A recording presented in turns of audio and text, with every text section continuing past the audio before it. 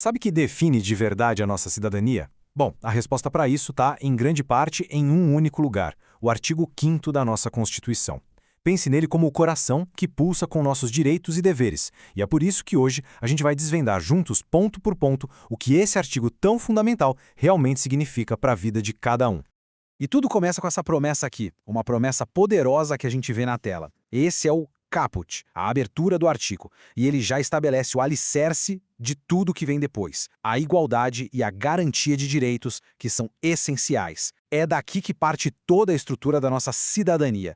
Para a gente conseguir navegar por um artigo tão completo, a gente dividiu nossa jornada em 5 temas-chave. Vamos começar com a promessa da igualdade. Depois a gente mergulha nas nossas liberdades essenciais, entende os direitos na vida em grupo, conhece o escudo de proteção que a lei nos dá e, por último, vamos ver como é que tudo isso vira ação de verdade.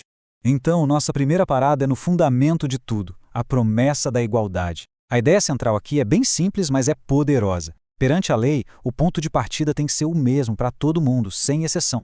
Esse slide ajuda a gente a entender duas ideias centrais que sustentam a igualdade. A primeira, que vem do inciso I, é a isonomia de gênero, ou seja, homens e mulheres são iguais em direitos e obrigações. A segunda é essa que está destacada aí, o princípio da legalidade. Basicamente, ele diz que ninguém pode ser forçado a fazer ou não fazer algo, a não ser que uma lei determine isso. É a nossa principal defesa contra ordens arbitrárias, sabe? Agora, saindo da igualdade geral, vamos focar no indivíduo. Nessa segunda parte, a gente explora as liberdades essenciais. Pense nelas como um escudo que a Constituição cria para proteger nosso espaço pessoal, nossa autonomia e quem a gente é. Pense nessas liberdades como os muros que protegem a nossa essência. A Constituição garante que a gente pode pensar livremente, mas olha que interessante, proíbe o anonimato. Garante também nossa liberdade de crença, de religião, de expressão artística ou científica. E o que é importantíssimo, nossa vida privada, nossa honra e nossa imagem são invioláveis. Se alguém passar desse limite, cabe indenização. Esse é um dos direitos mais concretos, fáceis de visualizar. A nossa casa é um asilo inviolável. A regra é clara, ninguém entra sem permissão. E como a gente vê aqui, as exceções são pouquíssimas e muito bem definidas. Um flagrante, um desastre para prestar socorro ou, e isso é importante, durante o dia e com uma ordem judicial. A proteção é a norma, a entrada forçada é a exceção da exceção. O sigilo das nossas comunicações também é protegido, mas aqui tem um detalhe que faz toda a diferença. Cartas, e-mails, dados, tudo isso é em regra inviolável. Já as comunicações por telefone podem sim ser quebradas, mas só com uma ordem judicial específica e para fins de investigação criminal.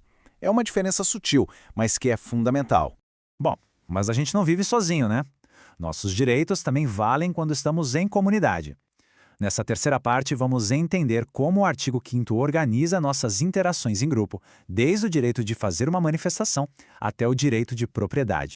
Aqui estão 3 pilares da vida em sociedade. Primeiro, o direito de se reunir pacificamente. Não precisa de autorização, só de um aviso prévio para não atrapalhar outra reunião já marcada. Segundo, a liberdade de criar associações para fins legais, como um sindicato, uma ONG, o que for. E por fim, a garantia do direito à propriedade. São ferramentas essenciais para nossa participação na vida cívica.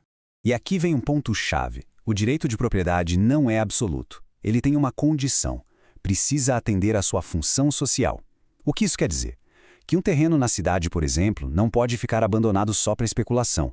Ele tem um papel a cumprir para o bem-estar de todo mundo. É a prova de que, na nossa Constituição, o direito individual e o coletivo andam sempre de mãos dadas. Vamos agora para as garantias que nos protegem contra injustiças e o abuso de poder do Estado. Pense nesta seção como se fosse um verdadeiro escudo legal que todo cidadão tem.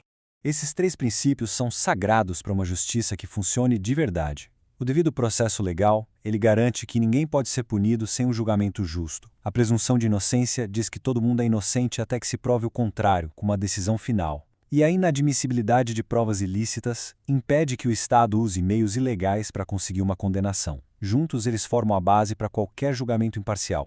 O habeas corpus talvez seja a ferramenta mais famosa de todas. É uma ação direta, rápida, para proteger o direito de ir e vir sempre que ele estiver ameaçado por alguma ilegalidade ou abuso de poder. E agora, na era da informação, o habeas data se tornou essencial.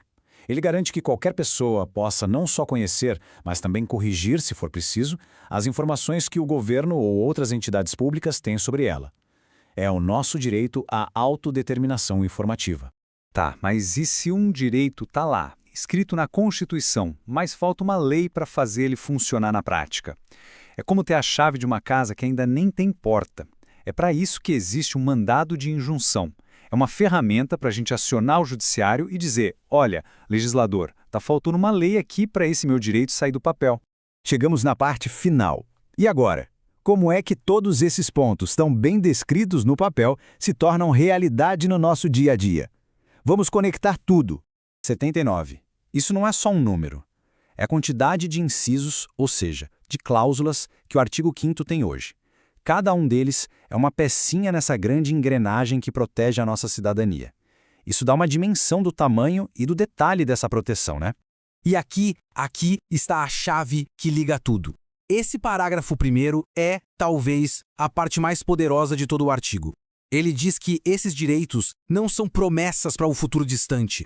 Eles têm aplicação imediata, o que significa que a gente pode exigir que eles sejam cumpridos agora, sem precisar esperar por nenhuma outra lei. É um poder que já está nas nossas mãos. Então, a gente percorreu toda a arquitetura dos nossos direitos fundamentais, desde o alicerce da igualdade até o poder de agir imediatamente. Só que a Constituição não se move sozinha. A pergunta final que fica é, agora que a gente conhece as ferramentas, como é que vamos usá-las para construir, no dia a dia, a sociedade que esse artigo promete? A resposta, no fim das contas, começa com cada um.